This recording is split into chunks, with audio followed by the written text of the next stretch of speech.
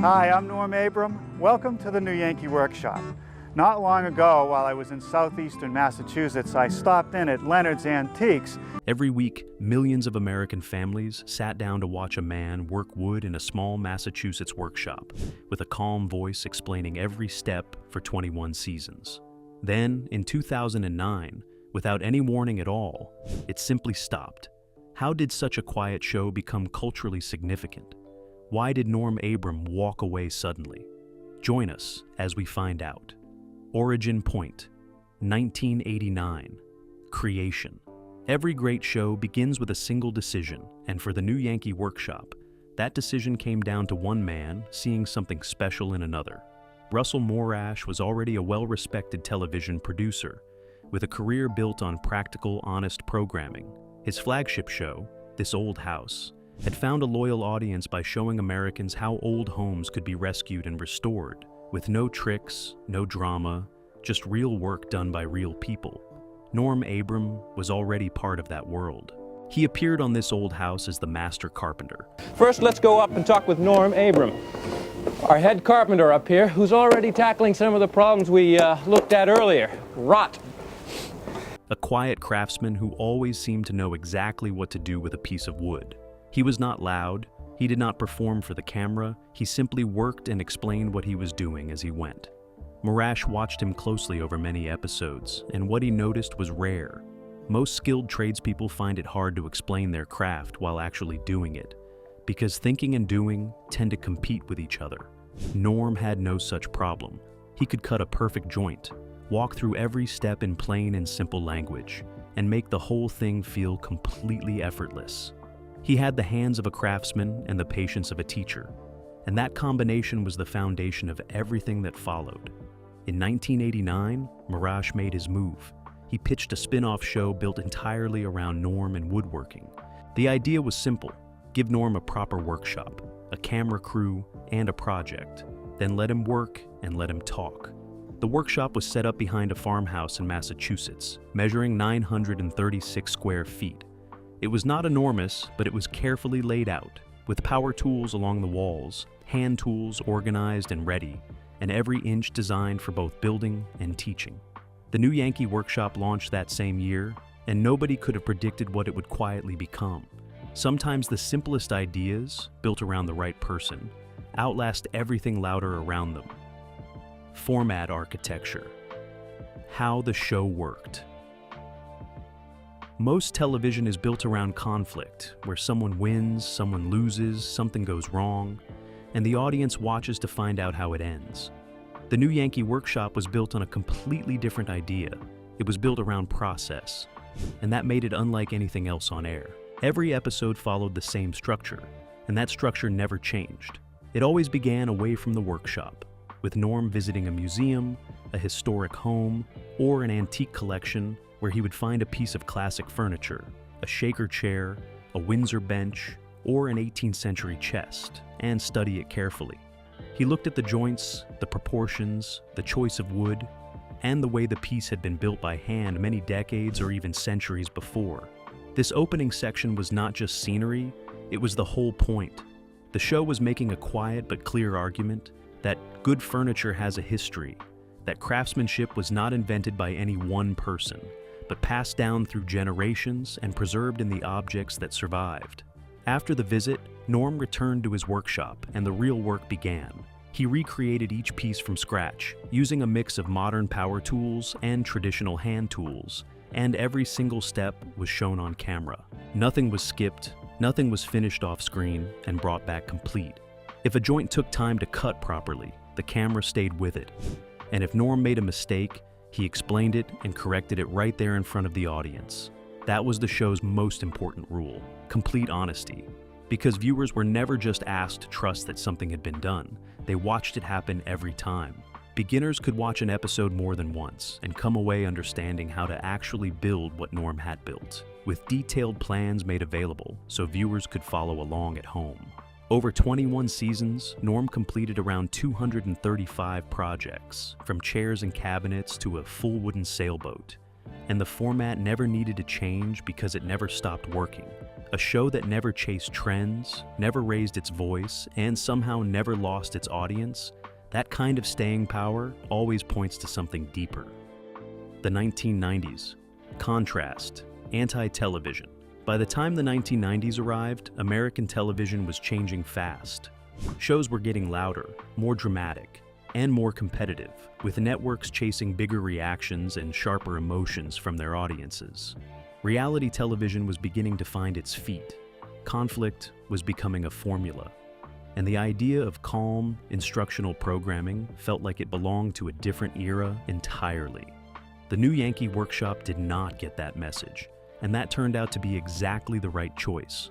While the rest of television was speeding up, the show stayed exactly as it was, quiet, methodical, and completely focused on the work in front of it. There was no conflict between cast members because there were no cast members, just Norm.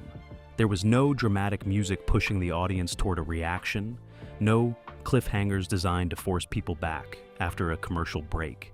There was the hum of a table saw, the sound of a hand plane moving across a piece of oak, and Norm's calm voice explaining what was happening and why. That sensory experience became part of the show's identity. Regular viewers knew those sounds the way they knew a familiar song, and tuning in each week felt less like watching television and more like spending time with someone they trusted. Norm never tried to be exciting. He was simply present, consistent, and genuinely skilled, and audiences responded to that in a way that surprised almost everyone in the industry. Over time, something deeper developed between the show and its viewers. For the last 10 years, our next guest has been hammering away on the PBS series This Old House. He now has his own show called The New Yankee Workshop. Ladies and gentlemen, Norm, the Master Carpenter. Norm became a familiar figure in millions of households, not because he was a celebrity, but because he showed up every week in the same plaid shirt, reminded everyone to wear their safety glasses, and got on with the job. That kind of quiet, reliable routine builds a bond that loud, dramatic television rarely can. The audience that gathered around the show was also broader than anyone expected. Experienced woodworkers watched to sharpen their own knowledge and pick up new approaches. Complete beginners watched because Norm made the craft feel possible rather than intimidating. Families watched together, with the show becoming a shared Saturday ritual in many homes across the country. By the end of the decade, the show had run for more than 10 years, completed well over 100 projects, and built one of the most loyal audiences in public television history, without ever raising its voice or changing its formula once. In a television landscape that rewarded noise, the new Yankee Workshop proved that patience and consistency could build something just as powerful. The real question was never whether the audience would stay, it was how long one man could keep showing up. Hidden system, the production reality. To anyone watching at home, the new Yankee Workshop looked effortless. Norm would arrive in his workshop, the tools would be ready, the wood would be waiting, and within 22 minutes, a beautiful piece of furniture would take shape in front of the camera. It felt natural, almost casual, like watching a skilled friend work through a weekend project in their garage.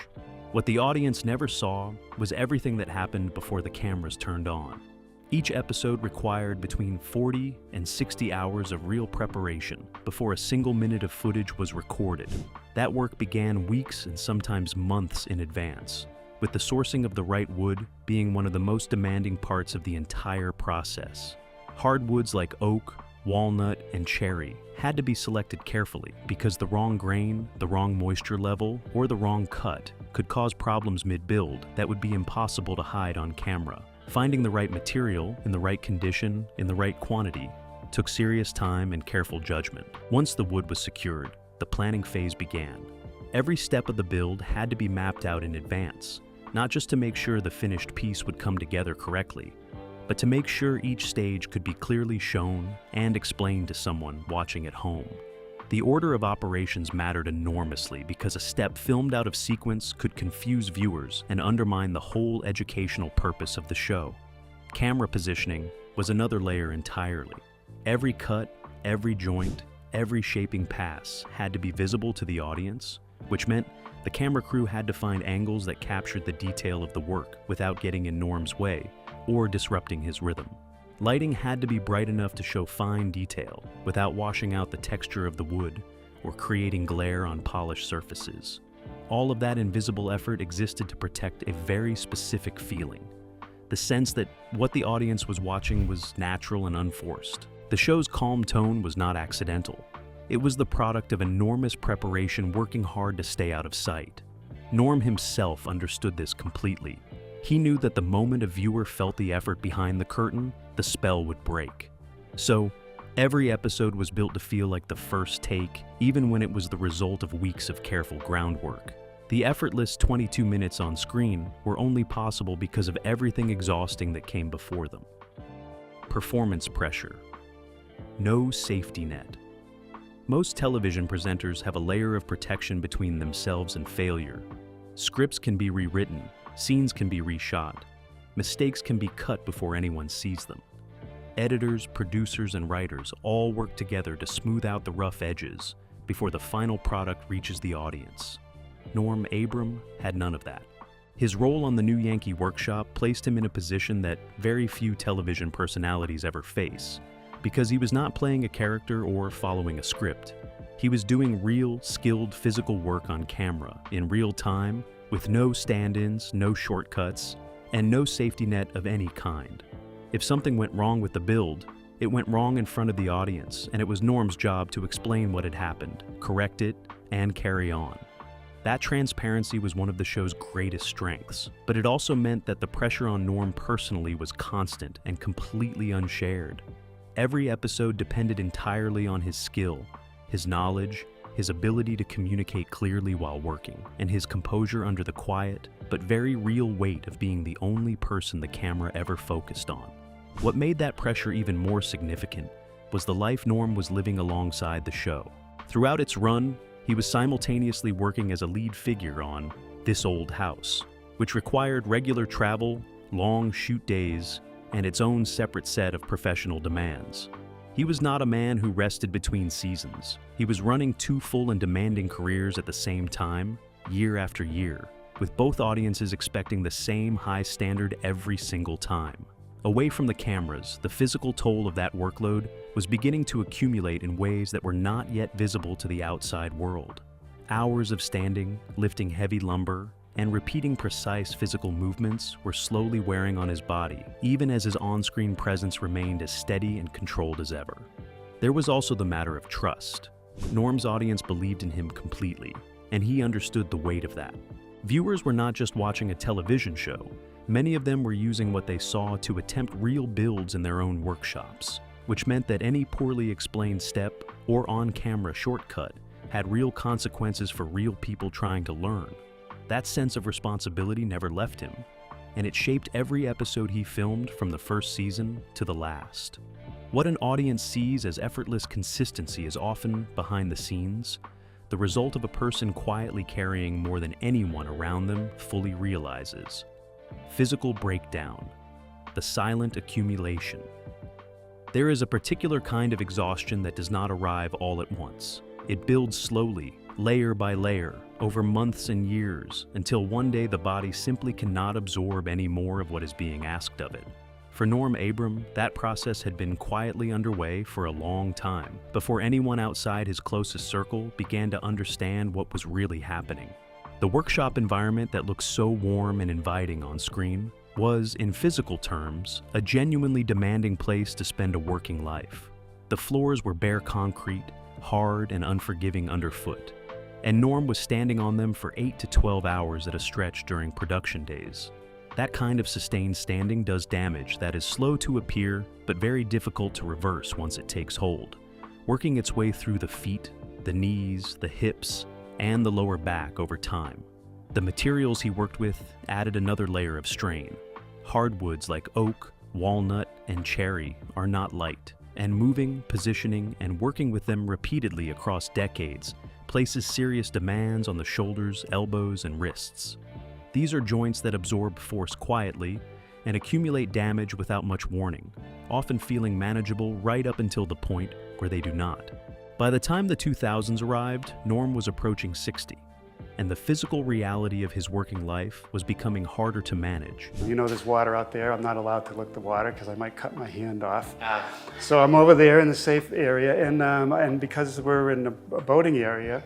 One condition in particular became especially difficult: plantar fasciitis, a painful inflammation of the tissue along the base of the foot that makes every step on a hard surface feel sharp and draining. For a man who spent the majority of his working hours standing on concrete, it was a serious problem with no easy solution. What made the situation even more complicated was the way Norm handled it on camera. His professionalism never wavered. Viewers watching any episode from this period would have seen the same steady, composed presence they had always seen. The same careful movements, the same patient explanations. There was no visible sign of the pain management happening the moment the cameras stopped. No hint of the fatigue that settled in the moment the workshop day ended. That gap between what the audience saw and what Norm was actually experiencing grew wider as the decade moved on. He was still producing at a high level, still meeting every deadline, still delivering the same quality that 20 years of loyal viewers expected. But the cost of doing so was no longer something his body could simply absorb and recover from overnight. The workload that had been sustainable in his 40s was no longer sustainable approaching 60, and no amount of professionalism or personal discipline could change that biological reality. The show had been built around one man's skill, endurance, and presence, and that man's body was finally, quietly, and honestly reaching its limit. When the thing a person has built is inseparable from who they are physically, the decision that follows is never just professional. It is deeply and unavoidably personal. The decision, the 2009 closure. Some endings come from outside, from falling ratings, shrinking budgets, network decisions made in boardrooms far removed from the work itself.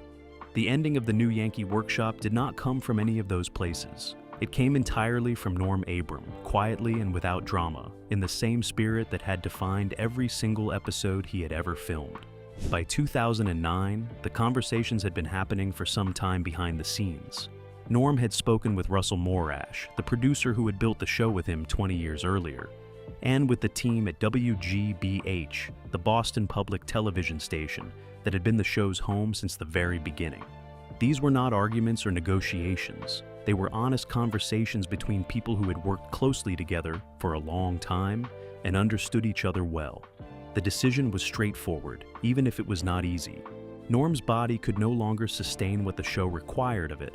The long production days, the standing on concrete, the lifting of heavy lumber, the repetitive physical demands of building complete furniture pieces on camera, all of it had accumulated into a physical reality that no longer had a workaround. He was not willing to produce a version of the show that cut corners or reduced the standard the audience had come to expect, and his body was not capable of maintaining the original standard, so the only honest option was to stop. What is worth understanding clearly is what the ending was not. It was not a cancellation. Nobody at WGBH decided the show had run its course, or that the ratings no longer justified the cost. It was not the result of any disagreement between Norm and the production team. There was no conflict, no falling out, no behind-the-scenes tension that later journalists or fans speculated about. The show ended because the man at its center made a personal and honest decision about his own health and his own limits. Russell Morash, when asked about the closure, was direct and unsentimental. He said simply that the show could not continue without Norm, and he meant it in the most complete sense possible. The New Yankee Workshop was not a format that could be handed to someone else or retooled around a new host. It had never been about woodworking in the abstract. It had always been about Norm Abram doing woodworking, and those two things were not separable. Norm's own public statement was brief and gracious. He expressed gratitude for 21 seasons, for the audience that had stayed with the show, and for the work itself. There was no resentment, no visible sadness, no attempt to frame the ending as anything other than what it was. A man who had always been honest on camera was being honest now, in the most important moment the show had ever produced. The same integrity that built the audience for 21 years was the integrity that brought the show to a close, and that consistency, even at the end, was the point. Aftermath. Audience shock. The announcement came on the 16th of October, 2009, and for a significant portion of the show's audience, it arrived without any warning at all. There had been no gradual wind down, no farewell season announced in advance, no long goodbye stretched across a final run of episodes designed to prepare viewers for the ending.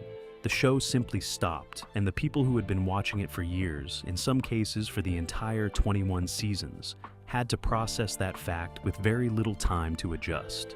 The immediate response across online forums and woodworking communities was striking in its emotional intensity. Platforms like Fine Woodworking saw thousands of posts from viewers who were not simply disappointed in the way a person might be disappointed when a favorite program ends. They were genuinely unsettled in the way people feel when something reliable and comforting is suddenly removed from their lives without preparation. That reaction pointed to something important about what the show had actually meant to its audience, something that went well beyond entertainment or education. For experienced woodworkers, the new Yankee Workshop had functioned as a professional benchmark, a weekly reminder of what the craft looked like when it was done with patience, precision, and complete honesty. Losing it felt like losing a trusted colleague, someone whose standards had quietly shaped their own approach over many years. For beginners, the loss was different, but equally felt. Norm had been the voice that made the craft feel approachable rather than intimidating, the presence that said, clearly and without condescension, that woodworking was something ordinary people could learn if they were willing to pay attention and take their time. For many of them, the show ending meant losing the most reliable teacher they had ever found on the subject. For families who had watched together, the loss was more personal still.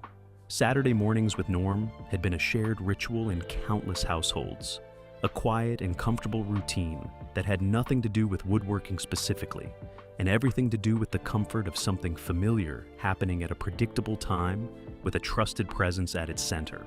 What all three of these groups had in common was the sense that what they had lost was not a television show in the ordinary sense. It was a relationship, one-sided in the technical sense, but genuinely felt on the audience's end in a way that the producers had never fully anticipated, and the wider television industry had never quite figured out how to explain. The new Yankee Workshop had never tried to make its audience feel anything in particular, and perhaps that was exactly why the feeling, when the show ended, was so unexpectedly strong. An audience that was never chased or flattered stayed longer and felt the loss more deeply than anyone who had built the show could have predicted. Enduring legacy. When a television show ends, it usually fades. The audience moves on, the reruns thin out, and within a few years, the whole thing exists mostly as a memory for the people who were there at the time. The new Yankee Workshop did not follow that pattern, and the reasons why say a great deal about what the show had actually built during its 21 years on air. The most immediate and practical part of the legacy was the body of work itself. 235 documented projects, each one filmed in full, each one accompanied by detailed plans that viewers could download and follow at home. That library did not lose its value the moment the show stopped, because woodworking does not go out of date. A shaker chair built correctly in 1992 is built the same way in 2022, and the instructions Norm had laid down on camera remained as useful and as accurate as the day they were recorded. This is really hard oak. And I'll just secure everything with a couple screws. Across woodworking communities, the show's influence on standards and expectations continued long after the final episode aired. Craftspeople who had grown up watching Norm described him as the baseline they measured their own work against, not because he was flashy or because he made the craft look easy, but because he had shown, week after week, what patience and precision actually produced when they were applied consistently over time. Then, in 2023, something unexpected happened. This Old House YouTube channel began uploading full episodes of the new Yankee Workshop, making the entire archive freely available to anyone with an internet connection. The response from a new generation of viewers was immediate and revealing. Comments filled with words like peaceful and therapeutic appeared in their thousands, from people who had never seen the show during its original run and who had stumbled across it in an era of loud, fast, heavily edited content. The show had not changed. The audience had simply grown large enough to include people who had not been born when it first aired, and those people responded to it in exactly the same way the original audience had, with quiet appreciation for something that asked nothing of them except their attention. The final season had been structured differently from those that came before it, built around retrospective episodes that revisited earlier projects rather than introducing new builds. A gentle and fitting way to close a show that had always been about looking back at how things were made. The legacy was not built in the final season, it had been built episode by episode across 2 decades, and it simply kept accumulating long after Norm put his tools down for the last time. Work done honestly and completely tends to outlast the moment it was made for, and sometimes finds the audience it was always meant to reach, just a little later than expected. Life after and final meaning. Norm. Abram had spent more than 4 decades showing up, doing the work, and doing it properly. When the new Yankee Workshop ended in 2009, he did not disappear entirely from the world he had spent that time building, but he did begin, quietly and deliberately, to step back from it. He continued his involvement with this old house for several more years, appearing in a reduced capacity that allowed him to remain connected to the craft and the community, without returning to the relentless pace that had defined the workshop years. It was a sensible and considered transition, the kind of shift that is easy to describe, but takes real self-awareness to actually make when the work has been central to your identity for so long. Away from the cameras, he turned his attention to something he had been working toward for years, the completion of a timber frame home he was building for himself in Carlisle, Massachusetts. This was not a television project or a public demonstration. It was simply a man who loved building things, building something for himself, on his own terms, at his own pace, without a camera crew or a production schedule or an audience waiting for the finished result. In 2016, he appeared in a short documentary called Felled, which followed the process of felling a large tree and using the timber it produced. It was a quiet and thoughtful project, entirely in keeping with the values he had brought to everything he had ever done on screen. Patient, respectful of the material, and honest about the process from beginning to end.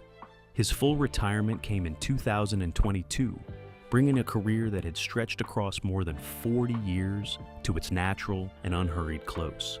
He moved into private woodworking, building for the pleasure of building rather than for any commercial or public purpose, which for a man who had always seemed most comfortable when the work was genuine, felt like exactly the right place to land.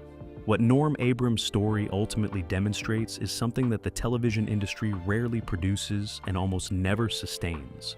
A career built entirely on consistency, authenticity, and the refusal to perform. He never chased trends, never reinvented himself for a new audience, and never allowed the pressure of the medium to pull him away from the standard he had set at the very beginning. The final lesson the show left behind was the one Norm lived rather than stated, that knowing when to stop and having the honesty to actually stop is not a failure of ambition. It is the last and most important mark of a craftsman who always understood that the work itself was the point.